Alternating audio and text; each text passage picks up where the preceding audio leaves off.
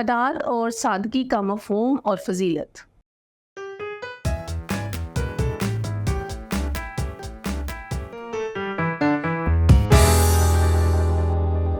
السلام علیکم عزیز طلباء و طالبات، میں آپ سب کو مون لائٹ انٹرنیشنل پبلشر کے ڈیجیٹل تعلیمی پلیٹ فارم پر خوش آمدید کہتی ہوں۔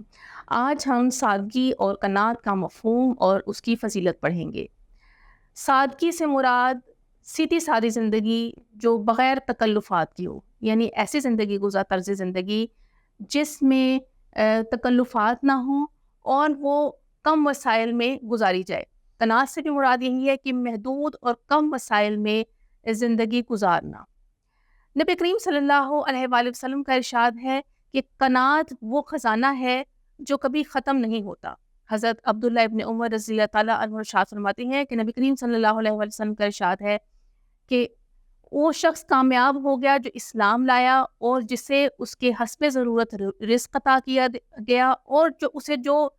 کچھ اللہ تعالیٰ نے عطا کیا ہے اس کو قناعت بھی ملی۔ یعنی قناعت ملنا جو ہے وہ بھی کامیابی کی ایک علامت ہے۔ اسی طرح جب انسان سادگی اور قناعت کو پس پش ڈال دیتا ہے اور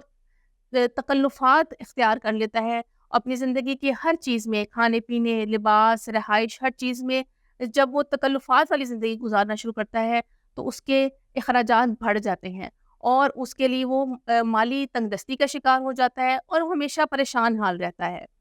اور اس کے اندر مزید مال کمانے کی اور دوسروں سے مزید آگے بڑھنے کی اور خواہش پیدا ہوتی ہے۔ اس کی آرزوئیں اور تمنائیں جو ہیں ان میں اضافہ ہو جاتا ہے اور وہ اپنی آرزوؤں اور تمناؤں کے پیچھے لگ کر جو ہے وہ ذہنی تناؤ کا شکار رہتا ہے، اور حرص اور طمع کو اور اسی آرزوؤں کو پالنے سے نبی کریم صلی اللہ علیہ وآلہ وسلم نے منع فرمایا ہے۔ نبی کریم صلی اللہ علیہ وآلہ وسلم کا ارشاد ہے کہ حرص اور طمع سے بچو، کیونکہ یہ وہ دونوں وہ چیزیں ہیں جنہوں نے تم سے پہلے لوگوں کو برباد کر دیا اور ان کو اس بات پر آمادہ کیا کہ وہ خون بہائے، اور انہوں نے ایک دوسرے کو خون بہایا اور حلال کو حرام کو حلال سمجھا۔ نبی کریم صلی اللہ علیہ وآلہ وسلم نے ارشاد فرمایا کہ جو حرص ہے اور ایمان اور حرص دونوں ایک دل میں جمع نہیں ہو سکتے، یعنی ایمان جہاں پر ہوگا وہاں پر لالچ اور طمع جو ہے وہ موجود نہیں ہوگی، اور یہی آرزوؤں کی خواہش کو اور خواہشات کو پورا کرنے کے لیے جو ہمارے دل میں حرص و طمع پیدا ہوتی ہے یہ ایک شیطانی فعل ہے، اور اسی شیطانی فعل کو قرآن مجید میں سورہ نساء میں اس انفاس میں بیان کیا ہے کہ وہ شیطان جو ہے اس نے اپنے رب سے کہا کہ میں تیرے بندوں سے ایک حصہ ضرور لے کر رہوں گا اور ان کو آرزوؤں اور تمناؤں میں گرفتار کر کے رکھوں گا۔ اللہ تعالیٰ نے سورہ نساء میں ہی لوگوں کو شیطان کے اس مکر و فریب سے آگاہ کیا، خبردار کرتے ہوئے فرمایا کہ یہ شیطان جو ہے وہ بندوں کو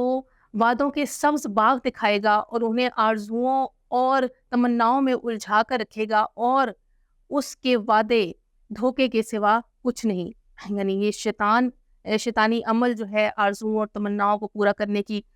لگن جو ہے، اس کی خاطر مال کی حرص، یہ سب جو ہے یہ شیطانی فعل ہے۔ نبی کریم صلی اللہ علیہ وآلہ وسلم نے اسی لیے ارشاد فرمایا کہ اگر دو بھوکے بھیڑیوں کو بکریوں کے ریوڑ میں چھوڑ دیا جائے تو وہ ان کو اتنا نقصان نہیں پہنچا سکتے جتنا ایک انسان کو مال کی حرص اور طمع اس کے دین کو خراب کرتی ہے۔ یعنی مال کی حرص انسان کے دین کو تباہ کر کے رکھ دیتی ہے۔ ستان نبی کریم صلی اللہ علیہ وآلہ وسلم نے ارشاد فرمایا کہ مجھے میرے پروردگار نے عرض کیا کہ مکہ مکرمہ کے تمام سنگریزوں کو آپ کے لیے سونا بنا دیا جائے، تو نبی کریم صلی اللہ علیہ وآلہ وسلم نے عرض کیا کہ اے اللہ مجھے یہ سب نہیں چاہیے، میں تو یہ پسند کرتا ہوں کہ میں اگر ایک دن پیٹ بھر کر کھانا کھاؤں تو دوسرا دن میں بھوکا رہوں، کہ جس دن میں بھوکا رہوں اس دن میں جو ہے اللہ تعالیٰ کے آگے گر گڑاؤں اور دعا کروں، اور جس دن میں پیٹ بھر کر کھانا کھاؤں اس دن میں اللہ تعالیٰ کی حمد اور شکر بجا لاؤں۔ اور اسی طرح امام شافعی رحمۃ اللہ علیہ فرماتے ہیں کہ قناعت جو ہے اس میں رحمت ہے۔ نبی کریم صلی اللہ علیہ وسلم کی تمام ارشادات سے ہمیں معلوم ہوتا ہے کہ اگر ہم آرزوؤں اور خواہشات کو نہ پالیں اور حرص اور لالچ مال کا اپنے دل میں جمع نہ کریں تو ہم دوسری طرف کیا اختیار کریں گے؟ وہ سادگی اور قناعت ہوگی۔ جہاں سادگی اور قناعت ہوگی وہیں پر اطمینان ہوگا، وہیں پر اخراجات کی کمی ہوگی، وہاں پر ہی جہاں سادگی اور قناعت اختیار کی گئی ہوگی وہیں پر انسان غربت اور افلاس کی زندگی میں بھی جو ہے وہ صبر اور شکر سے کام لے گا، اور اللہ تعالیٰ کا شکر ادا کرتے ہوئے وہ اپنے محدود وسائل میں بھی اچھے طریقے سے زندگی گزارے گا۔ اور جو شخص قناعت کو پس پش ڈال دے گا وہ ذہنی تناؤ کا شکار ہوگا، اور وہ اپنے محدود وسائل کے اندر زندگی گزارنا نہیں جان سکے گا۔ اللہ تعالیٰ اس فتنے کے دور میں ہمیں آج کے دور میں جو لباس اور خوراک اور رہائش میں ہر چیز میں قناعت کو چھوڑ کر جو برانڈز کی دوڑ لگی ہے، اللہ تعالیٰ ہم سب کو اس سے محفوظ رکھے تاکہ ہم اطمینان کی زندگی بسر کر سکیں۔ اللہ حافظ۔